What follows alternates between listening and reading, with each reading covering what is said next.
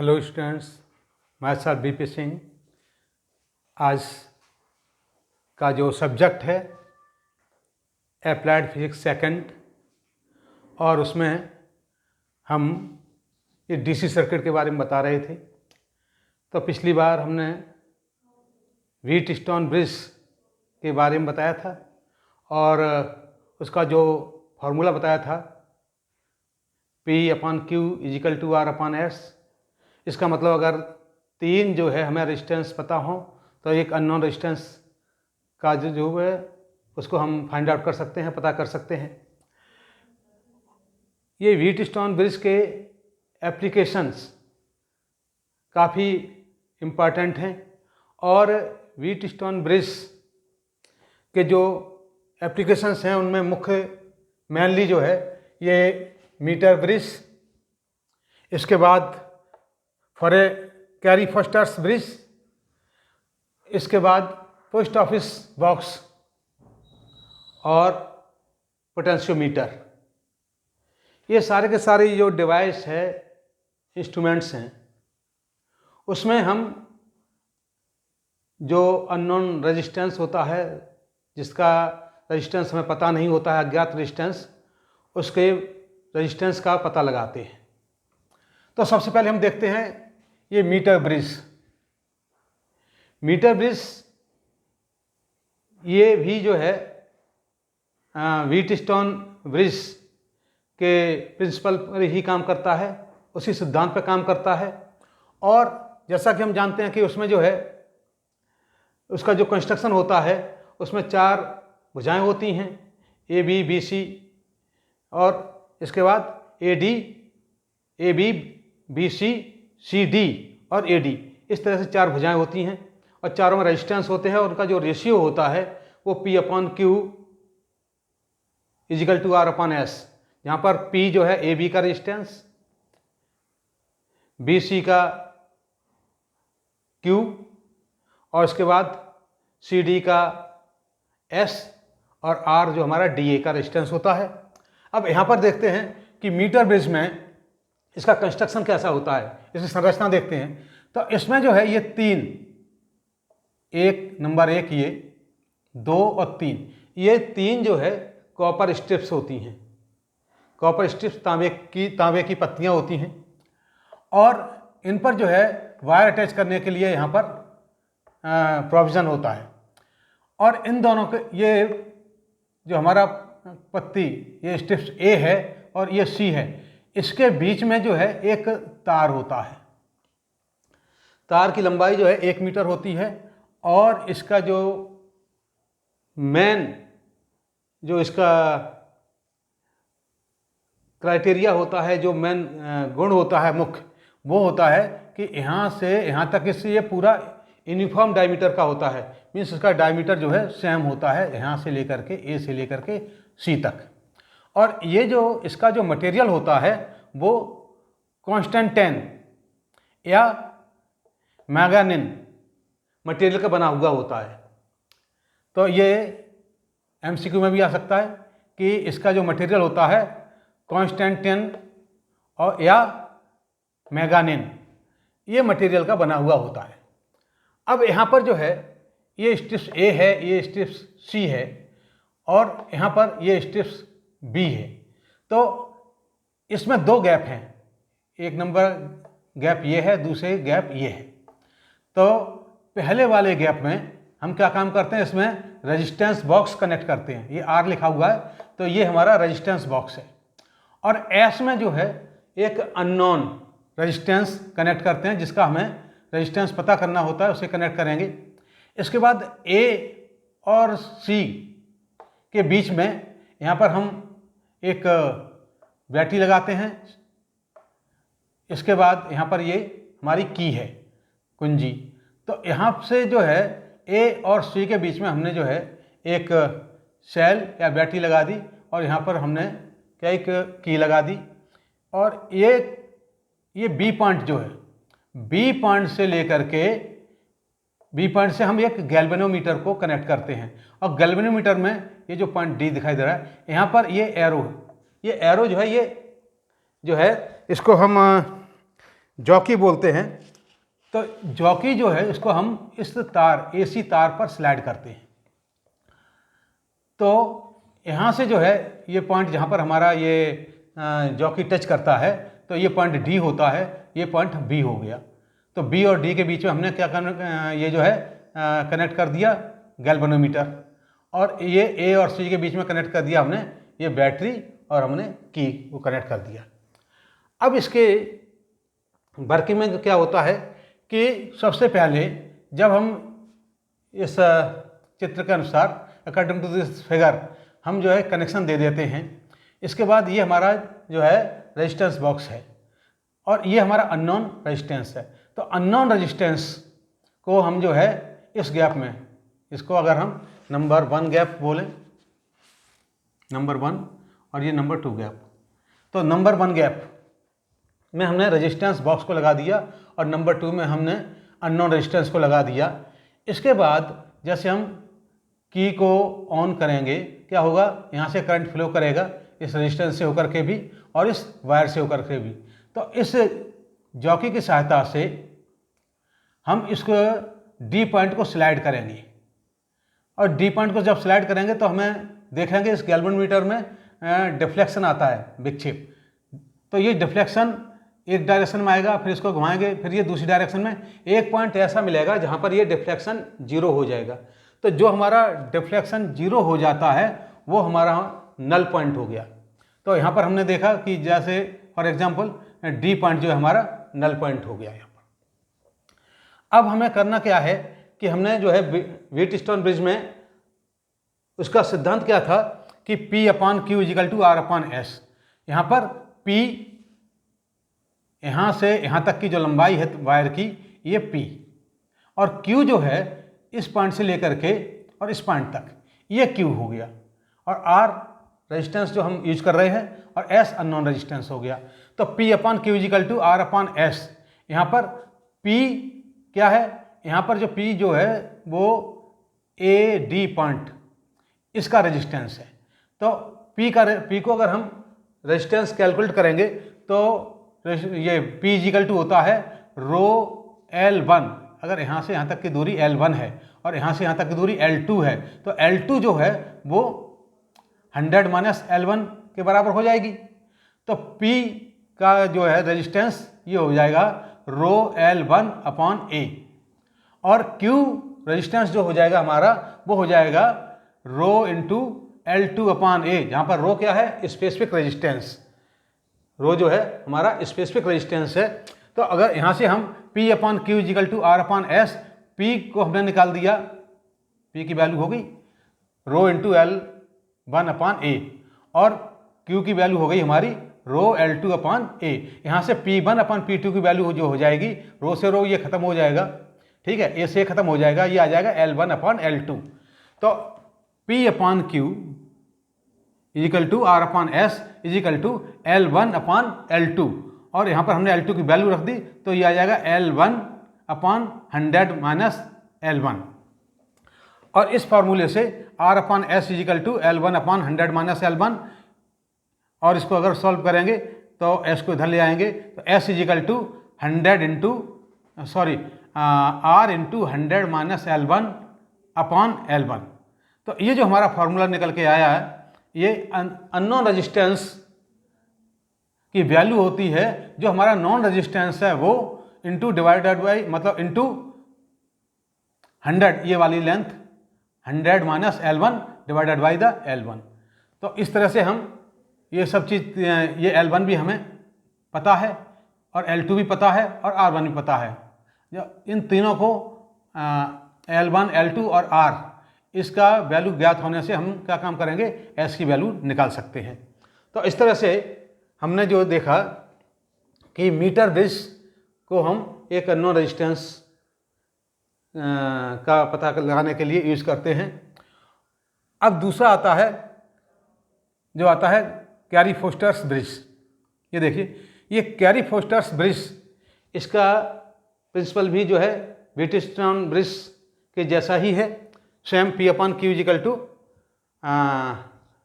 R/S। अच्छा, यहाँ पर क्या होता है कि इसमें जो है एक्यूरेसी, रेजिस्टेंस की एक्यूरेसी काफ़ी ज़्यादा होती है, क्योंकि यहाँ पर हमने देखा कि ये जो स्ट्रिप्स है, तो हालांकि स्ट्रिप्स में जो है रेजिस्टेंस बिल्कुल नेग्लिजिबल होता है, लेकिन कुछ ना कुछ रेजिस्टेंस तो होता है। तो ये जो रेजिस्टेंस को हमने जो है कैलकुलेशन में नहीं लिया था। ये कैरी फोस्टर्स ब्रिज में जो है एक्यूरेसी, ज़्यादा एक्यूरेसी लाने के लिए हम इस रेजिस्टेंस को भी मतलब कैलकुलेशन में लेते हैं। तो यहाँ पर कैरी फोस्टर ब्रिज में देखिए क्या होता है।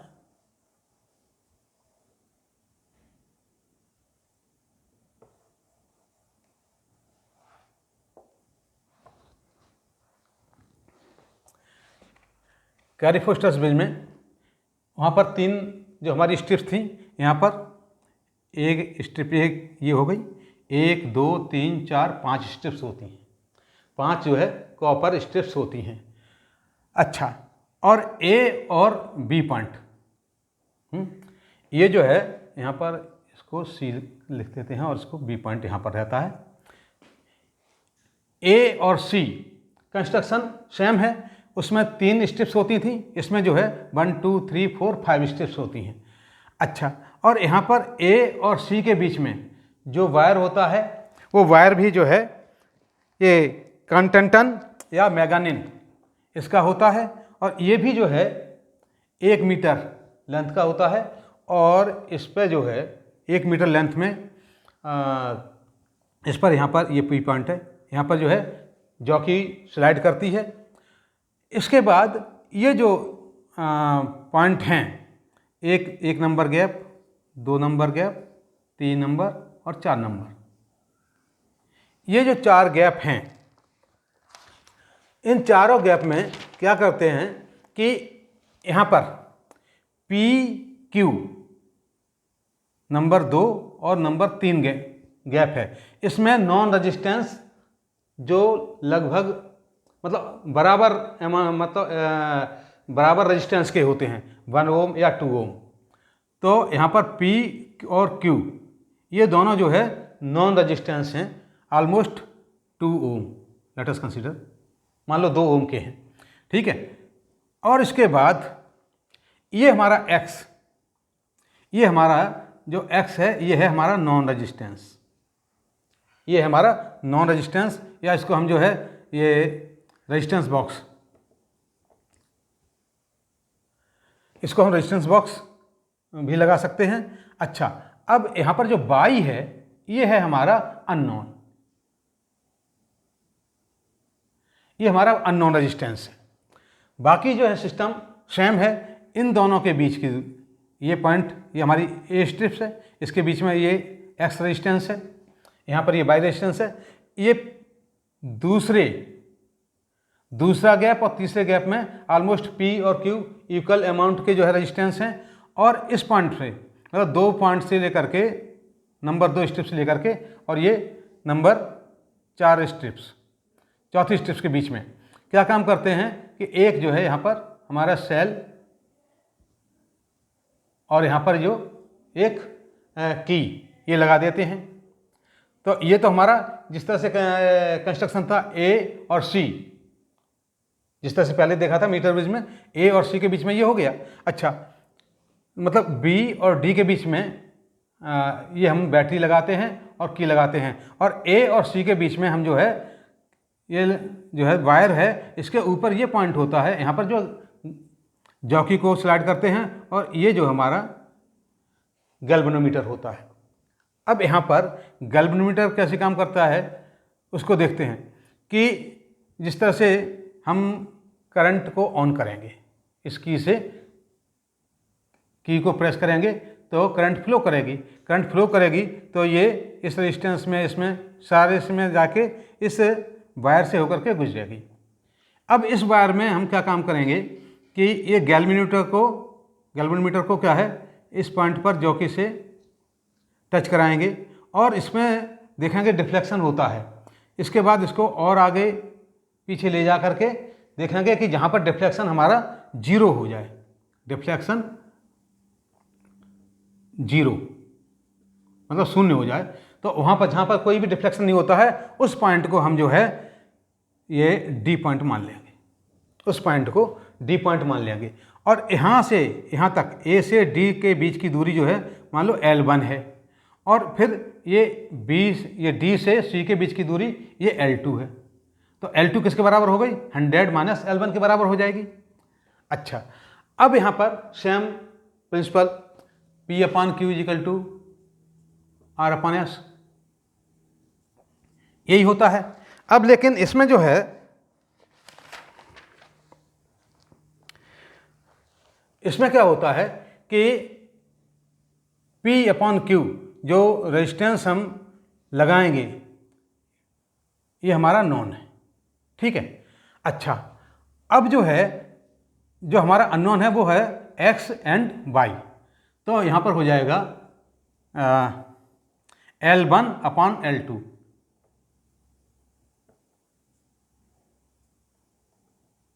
L1 अपॉन L2, ये हो जाएगा x1 L1 अपॉन L2, ये हो जाएगा हमारा x अपॉन y, या इसको हम इंटर्न कर सकते हैं कि P अपॉन Q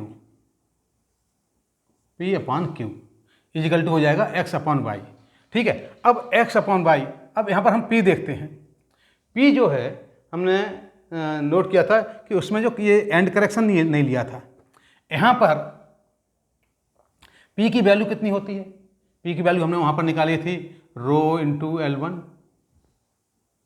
ठीक है। अच्छा, और यहाँ पर Q की वैल्यू कितनी निकाली थी? ये मान लो 100, ये हमारी रो इंटू 100 माइनस L1। इसके बाद यहाँ पर एंड करेक्शन मान लो यहाँ का जो है अल्फ़ा है, तो यहाँ पर अल्फ़ा और इस पर बीटा, ये हो गया एंड करेक्शन। इसके बाद जो है यहाँ पर एक ये जो P और Q इसकी वैल्यू भी आती है, ठीक है। तो इसको P Q, इस तरह से हमने देखा कि इसमें जो है यहाँ पर जो हमने मीटर बेज में कंसीडर नहीं किया था, यहाँ पर हमने एंड करेक्शन भी शो किया है, ठीक है। और इसके बाद यहाँ पर ये वाला इसका जो है एंड करेक्शन के लिए भी यूज़ किया है। अच्छा, अब इसमें होता क्या है कि जो हमारा अननोन रेजिस्टेंस और ये जो है ये वाला रेजिस्टेंस यहाँ से यहाँ तक का, और इसका एंड करेक्शन, ठीक है। और दूसरी साइड में हमारा आ जाएगा ये non resistance plus and correction plus ये वाला रेजिस्टेंस। इसका मतलब यहाँ पर हम देखेंगे कि आ जाएगा ये x प्लस ये and correction plus alpha plus ये L1 रो L1 अपॉन ये हमारा y प्लस बीटा प्लस रो L2। यहाँ पर L2 को हम लिख सकते हैं 100 माइनस L1। तो ये जो हमारा फॉर्मूला था P अपॉन Q वाला, तो ये जो फॉर्मूला है, तो ये जो है हमारा R अपॉन S, यहाँ पर ये हमारा ये नॉन है और ये वाला अननोन है, y की वैल्यू निकालनी है। तो इस फॉर्मूले से हम जो है इसकी वैल्यू निकाल सकते हैं। तो इस तरह से हमने देखा कि ये कैरी फॉरेस्टर्स ब्रिज में जो है एक्यूरेसी ज़्यादा आती है, अर्थात इसको हम जो है और ज़्यादा एक्यूरेटली इसका वैल्यू निकाल सकते हैं रेजिस्टेंस की। अब इसके बाद नेक्स्ट आता है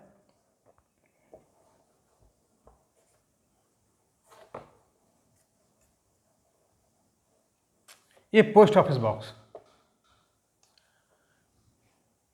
ये पोस्ट ऑफिस बॉक्स में क्या होता है कि यहाँ पर प्रिंसिपल सेम रहता है, लेकिन यहाँ पर जो है एक ये जो हमारा कंस्ट्रक्शन है, ये स्ट्रिप्स मान लो, यहाँ पर जो है ये प्लग इन है, अलग अलग रेजिस्टेंस अलग अलग अमाउंट के रेजिस्टेंस यहाँ पर लगे हुए हैं।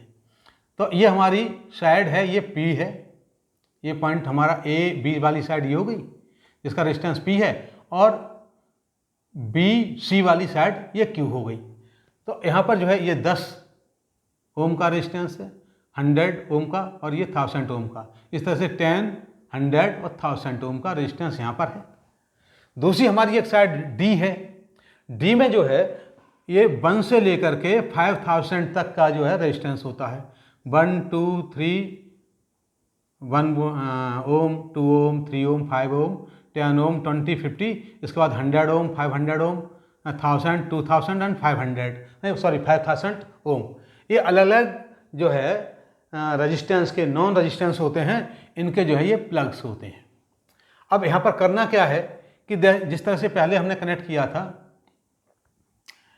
ये पॉइंट C के बीच में, C में ये जो है हमारा रेजिस्टेंस है, जिसको मतलब we have to find out, मतलब रेजिस्टेंस को हमने S मान लिया, ये अननोन रेजिस्टेंस है। अच्छा, अब यहाँ से जिसका भी हमें रेजिस्टेंस, ये पॉइंट हो गया हमारा P रेजिस्टेंस हो गया, ये Q रेजिस्टेंस हो गया, ये सब नॉन है, और ये हमारा हो गया R रेजिस्टेंस, ये हो गया R रेजिस्टेंस। ठीक है, S रेजिस्टेंस हमें पता करना है। अब देखना ये है कि जिनका रेजिस्टेंस बहुत कम होता है या जिनका रेजिस्टेंस बहुत ज़्यादा होता है, उसी के अनुसार हम जो है P/Q के रेशियो को लेते हैं। ठीक है, तो अगर हम जो है सेम रेशियो लेना चाहते हैं, यहाँ से 10 ओम का रेजिस्टेंस निकाल दिया, तो यहाँ से भी हम 10 ओम का भी निकाल सकते हैं। ठीक है, तो हमारा रेशियो, आर का रेशियो रहेगा 1:1। अगर हमने 100 का निकाला तो ये रहेगा 1:10, और अगर हमने जो है यहाँ से 10 का निकाला और यहाँ से 1000 का निकाला तो 1:100 हो जाएगा। ठीक है, और अकॉर्डिंगली हमारे रेजिस्टेंस के अनुसार ये हमारा नॉन रेजिस्टेंस यहाँ पर लगे हुए हैं। तो यहाँ पर क्या काम किया हमने कि ये जो पॉइंट है D, ये पॉइंट D और ये पॉइंट हमारा C, इसके बीच में हमने अननोन रेजिस्टेंस लगा दिया, और इसके बाद ये पॉइंट B के बीच में और पॉइंट C, इसके बीच में हमने ये एक की लगा दी और ये गैल्वेनोमीटर लगा दिया। तो इस की के द्वारा हम जो है गैल्वेनोमीटर का डिफ्लेक्शन देखेंगे, और ये की 1 की है और ये हमारा बैटरी है, ये बैटरी है। तो यहाँ पर ध्यान ये रखना है कि हमें पहले की 1 को प्रेस करना है, फिर की 2 को प्रेस करना है। तो सबसे पहले हम की 1 को प्रेस करेंगे और उसके बाद हम की 2 को प्रेस करेंगे, और यहाँ से फॉर एग्जांपल मान लिया हमने 10 ओम का ये रेजिस्टेंस निकाल लिया, और यहाँ से हमने जो है 100 ओम का निकाल दिया। तो हमारा P/Q कितना हो गया? P/Q हो जाएगा उस समय 1:1/10।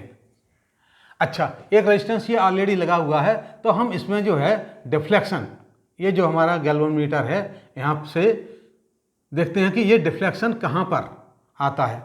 ठीक है, तो डिफ्लेक्शन 0 हो जाए, इसके लिए हम रेस्पेक्टिवली ये पॉइंट जो भी है, जैसे पहले हम 10 से निकाल के देखेंगे, है ना, फिर 50 से निकाल के देखेंगे, फिर 500 से निकाल के देखेंगे, फिर जो है ये 1000 से निकाल के देखेंगे। जहाँ पर हमारा जो है ये डिफ्लेक्शन 0 हो जाएगा, जहाँ पर डिफ्लेक्शन 0 हो जाएगा, इसका मतलब गैल्वेनोमीटर का जो है जो पॉइंटर है वो डिफ्लेक्शन शो नहीं करेगा, वहाँ पर जो है ये हमारा रेजिस्टेंस R हो जाएगा, R पता चल जाएगा। तो हमें P और Q तो पता है, यहाँ से निकाल लिए, यहाँ से निकाल लिए, R हमने यहाँ से निकाल लिया है, तो यहाँ से R निकाल लिया, तो इसी के इस फॉर्मूले में रख करके S = R × Q/P, यहाँ से हम जो है इस रेजिस्टेंस का पता लगा सकते हैं। अच्छा, यहाँ पर एक चीज़ ध्यान देने की है कि नॉर्मली ये जो हमारा प्लग है, जब ये प्लग इन होता है, जब ये प्लग इन, जैसे ये 10 ओम का है, ये 100 ओम का है, ये 1000 ओम का है, तो ये जब प्लग इन होता है तब करंट फ्लो करती है इस डायरेक्शन में। इसका मतलब हमारा रेजिस्टेंस जो है अनअफेक्टेड है, इससे होकर करंट फ्लो नहीं करेगी। लेकिन जब हम इसको प्लग आउट कर देते हैं, ठीक है, अब प्लग आउट हो गया, तब हमारा रेजिस्टेंस जो है वो यूज में आ जाएगा और करंट यहाँ से होकर के फ्लो करेगी। इसलिए यहाँ पर ये जो है ध्यान देने की बात होती है कि वैसे तो जो है जहाँ पर ये प्लग इन होता है वहाँ पर रेजिस्टेंस जो है यूज में नहीं आता है, वहाँ पर करंट जो है सीधी पास होती है, लेकिन जिस वैल्यू को हमें जो है लाना होता है, मतलब यूज करना होता है, उसका हम रेजिस्टेंस जो है ये प्लग को निकाल देते हैं। जब ये प्लग आउट हो जाता है तो ये पर्टिकुलर रेजिस्टेंस जो है वो सर्किट में आ जाता है और उसके बाद वो सर्किट पूरा हो जाता है। तो इस तरह से हमने ये पोस्ट ऑफिस बॉक्स से जो है किस तरह से रेजिस्टेंस को निकालना है, कैसे वैल्यू निकालनी है, इसको स्टडी किया। तो आज के लेक्चर में इतना ही। Thank you very much.